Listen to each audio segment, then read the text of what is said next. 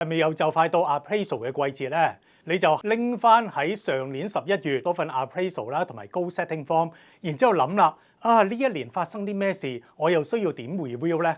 我其中一位同事咧，每一次一 appraisal interview 就會好對着幹嘅喎，覺得自己每一次都做得好好嘅喎。咁相反咧，有一個真係做得幾好嘅同事，但係佢每一次咧都話要有超越公司水準平均嘅加薪啦，同埋升職嘅幅度。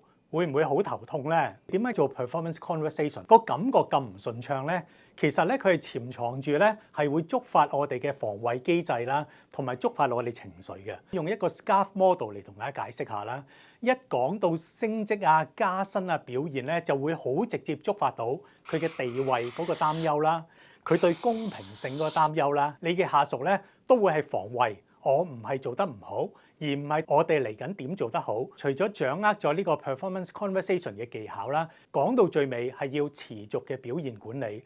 其實就係全年度咧，如果佢做得好，點樣強化佢嘅行為？如果有啲偏離嘅時候，你點樣可以及時提醒，而唔係去到最尾做一個判官，就話你做得唔好啦。咁樣就真係做到一個全年嘅持續管理嘅一個方向啦。